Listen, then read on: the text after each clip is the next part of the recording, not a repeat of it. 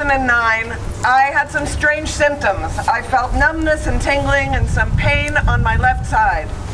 I went to the doctor and I was sent for a lot of expensive tests. Those led to more expensive tests. I had an MRI of my brain and my spine, with and without contrast, very expensive. Then I was diagnosed with multiple sclerosis. I was then prescribed very expensive injectable medication.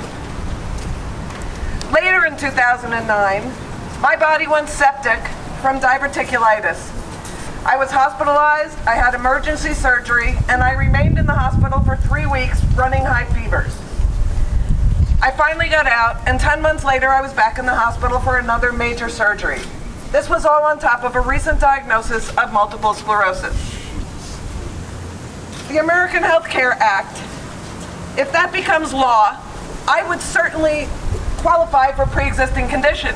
I have multiple sclerosis, I have other things that happen, and I'm 61 years old. And I'm not getting any younger, hard as I try. And you're a woman. And I'm a woman, thank you. It's simple. I would not be able to afford health care. I would not be able to pay for health care out of a high-risk pool.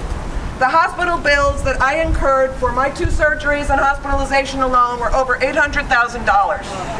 Fair change. What would I do without health insurance? Die.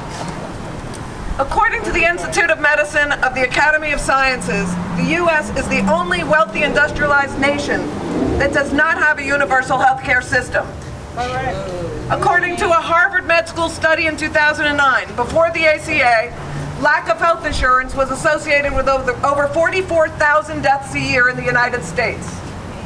Contrary to what Congressman Labrador from Idaho said, nobody ever died from lack of access to health care.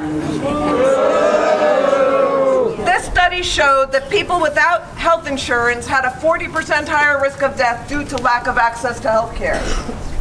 And 62% of bankruptcy filings in 2007 were due to illness and medical bills.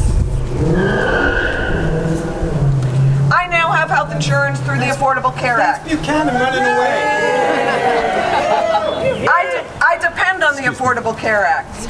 I continue to work a full-time job and yet live with the daily fear that at any time I could become more disabled by the MS. I intend to continue to work as long as I can to be a productive member of society. And yet there are those who would say, it's my fault I have MS. It's from not living a right kind of lifestyle. That if you live the right life, you don't have pre-existing conditions. Yeah, sure. I think I've led an okay life. They would also deny me health care. We need to be sure that the American Health Care Act does not become law. Our representatives, our senators, and our so-called president need to kill this bill. Yeah!